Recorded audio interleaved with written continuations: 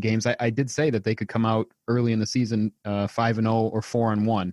I believe that was my prediction in the preseason. It's looking pretty good at this point. But with that being said, I thought a lot more low scoring games. I thought we might see some 20-10 or things like that, not some of the shootouts that we've seen. And what I think Duke was kind of alluding to was that the defense doesn't seem to have that killer instinct where you put your kind of boot on the throat of a downed opponent and just kind of squeeze the air out of them. Don't see that from this team at all, which is surprising from McDermott, because they've showed that in the past, that they were able, when up, to be able to kind of finish a team off. But you got to love the fact that they're also able to, they're built now to come back from a deficit. I think that's the difference between the Bills team last year and the Bills team this year, is that the Bills team last year was built to get up on a team and then just hold them down. This Bills team, it seems as though they can put points on the board too. So, even a 10 or 12 point deficit doesn't scare them, and they can score with anybody. And I think a lot of that has to do with Allen improving and the addition of Stephon Diggs. Yeah, man, Josh Allen improvement from last year to this year is astounding to see. And I give nothing but credit to him, man. Like, I don't care if it was against the Jets and the Dolphins week 1 and week 2, man. He went out and did it. Like last year, he didn't do that, and this year he's dominating. Like, what, he's second in the league in touchdown passes right now, right? Was leading the league in passing yards. I don't know if he still is, but like, the man has been balling, and like, seeing the touch passes that he's been making, I've been very impressed by him. But yeah, it seems like with the offense progressing, the defense just took a mean regression, and last year you guys had a championship caliber defense, and then this year it's kind of like, I don't know. So it's gonna be interesting to see when the season plays out, if that kind of balances out. Like, is this Bills team really now an offensive juggernaut, and then the defense is going to be the weakness, of this team. So I think the jury's still out a little bit. With the Dolphins game, they really, really, really exploited Edmonds and Milano being out, which is a problem depth-wise. But it was almost all tight end offense those last couple drives, which they did a good job of defending with Tyler Higbee, who was having a really big season coming into this week. They were able to neutralize him pretty well, other than that 2-point conversion. But it's the rush defense, which had its struggles last year as well, but it wasn't to this degree. Yeah.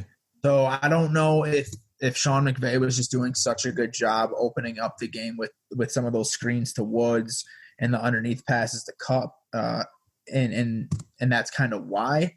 So I'm really interested to see moving forward with less quality play callers, how the defense. I think the Raiders game will be a good barometer, but it's weird having it even be a question mark at this point. Yeah, it is. This is especially, like you said, from last year. But I don't know. We'll see. We'll see moving forward, man. I think this Bills team is for us. I still think you guys are going to win the division. Although the Patriots, I think the Patriots are going to give you guys a run for your money. Speaking of Patriots, man, shout out to Cam. Like, I love that dude, man. Like, just seeing him back playing football, being happy, like making memes, like he's a meme again. Like, it's a beautiful sight, man. Patriots are rolling. They took out Oakland 20-36. A lot of people was trying to pick that game as an upset. Vegas, man. Yeah. Oh shit, you're right. Vegas. My bad. I was good on that too. A lot of people was trying to pick that game as an upset, and I was just trying to think to myself, like, the Patriots don't lose at home. Like, I don't care if there's no crowd there or whatever. Bill Belichick rarely loses at home. So I don't know. Shout out to Cam. Shout out to the Patriots. Rudy, you got any games you want to touch on? Yeah, I had a couple that screamed out to me that I thought were pretty interesting.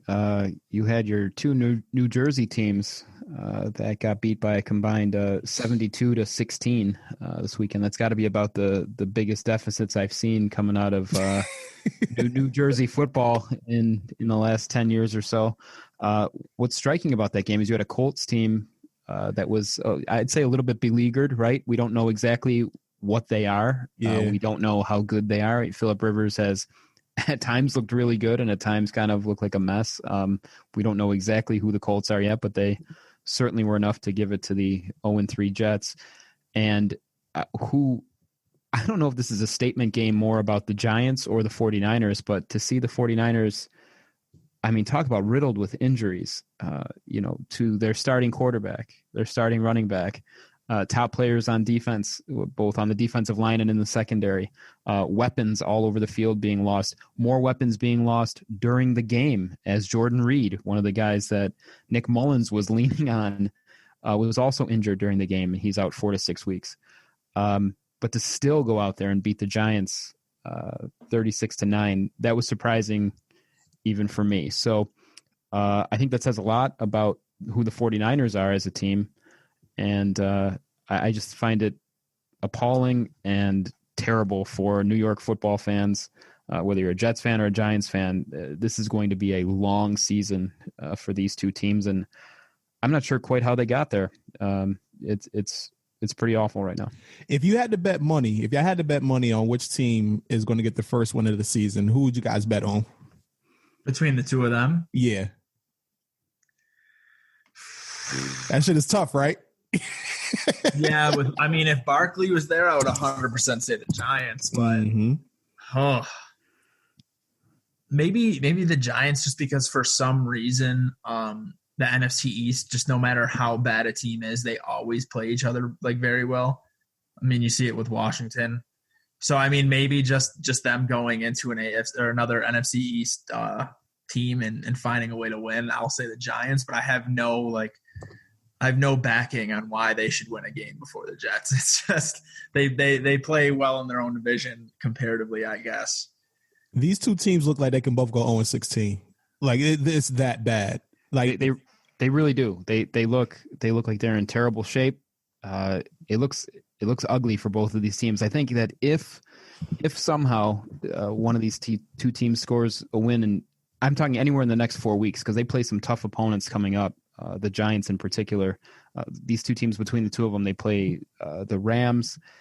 They play, I want to say it was the Cardinals are in there, who are no joke. They play the Cowboys. It's gonna be a tough road ahead. I'm gonna go just for the sake of argument. I'm gonna go against Duke here just for fun. I think if there's a win on the Jets' horizon at all, it might come this week.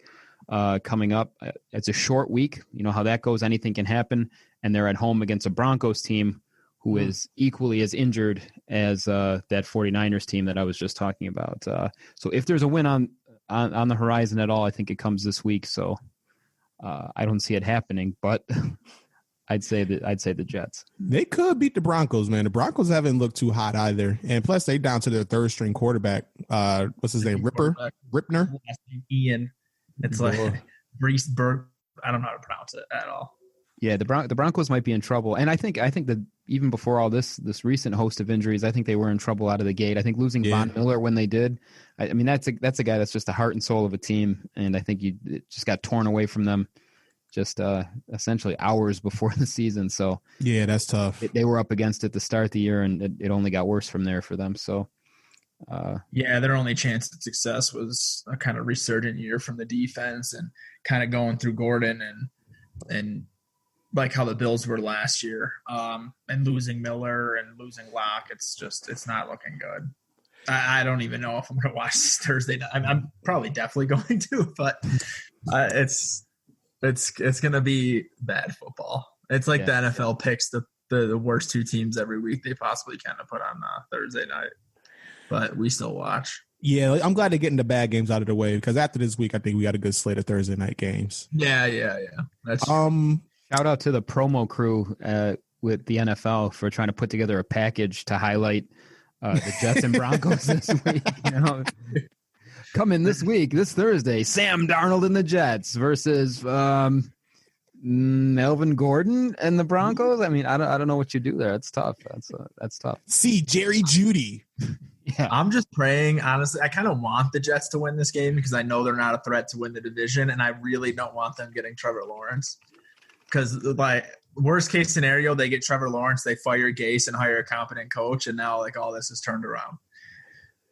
So that's all I'm rooting for, is the Jets not getting the number one pick. Speaking of firing coaches, that's a good segue. It's Perfect. I don't know where you're going, but I love it. I'm going there. So, do you guys know any Falcons fans? Oh boy, because I think they need some hugs. I know a couple too, man, and I think we need to give them a big hug when we see them. We got to ignore social distancing and give them a hug because 3 straight weeks, weeks. Oh man, Quinn, I bet that game. That is. So I was thinking, there's no way they do it 3 straight games. They only had to cover the spread by 3 points. I parlayed them with the Packers and Steelers, who both covered. Mm-hmm. Would have been $120 off of a small $20 bet. And I'm like, I was watching a couple plays in between the Bills game. And I'm like, that's fine. Turn the game off. It was like 26-9 or whatever. And here comes fucking Nick Foles, dude. Dude, and I'm just watching on the ticker, and I'm like, what the fuck? You got to be kidding me, man. And the same thing happened to me last week with the Bills. So I'm just done betting. These late game drives just screw my parlays. Hey, listen, don't be done betting, man. Just tune in to Beat the Odds on Saturday. And I guarantee, I give up. Yo, listen, I got 2 parlays back to back, and I'm telling you, bet money on my parlays, you're gonna win money. I guarantee it. I called get back to upset of the week. I called that Minnesota win, didn't I? You write that down. You called it. They did get the points, and they covered. They didn't win. They didn't win. I did say win, but in fairness, I covered. You did. They cover. won. I covered on that. They won. Who cares? But you won. They won. That's a W in my book. I don't give a shit about Captain Kirk. You like that? I like that, Kirk. I like that, Kirk. I like that 1 point loss, buddy. I like that. Need more of those. Not even in prime time. But the Falcons, that Dan Quinn, it's just like bad juju. Like, I don't know what's going on with that franchise. I don't know what's going on. Ever since they blew the biggest league in Super Bowl history, it's just been downhill from there, bro. Like, this is just, I don't get it. Like, I feel bad for them. Like, I honestly feel bad for them. Like, it's tough to watch. Like, I can only imagine being that fan base right now. And the offense is just scoring all these points. Calvin Ridley looks awesome. Matt Ryan looks in form. And just Gurley's looking good. Right.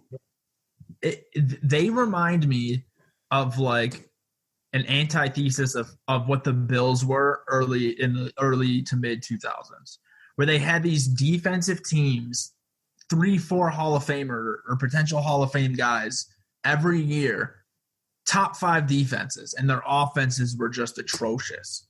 And it's the complete opposite with the Falcons. Even without Julio Jones, they had a pretty good offensive game. They get out to a 20, but you also can't alleviate it from them. But still, the talent on that offensive side that they've had for almost a decade now, you would think they'd be able to build that defense. And I get they've been kind of building their own strengths, drafting Ridley a couple of years back and signing Gurley. But you've had about 4 or 5 years of having an elite offense. All you've needed to do was make your defense serviceable. And it's gotten worse every year. And this, for a defensive head coach, the guy who was the defensive coordinator for arguably the greatest defense in the history of the NFL, it's an embarrassment. You add these 3 games on there, I see no reason why Dan Quinn should be on the sideline next week. There's no, you're not making the playoffs at this point, especially in that division. It's embarrassing. The Seahawks is one thing. You're going up against arguably the greatest player in football. But to do that with the Cowboys and the Bears is despicable. I'm not even exaggerating. It's despicable. If I was a Falcons fan, I think I would rather see my team win 1 game all year than see that happen in 3 straight weeks. Even if they end up winning 8 or 9 games, I would rather see a 1-15 season than have to go through that 3 times like they just did. And it's tough too, Duke. It's not just that they're losing those games, right? I mean, you could argue before the season started that they might be 0-3 anyway, but the way they lost, I mean, you got kind of blown out despite throwing 450 yards in week 1. You have that.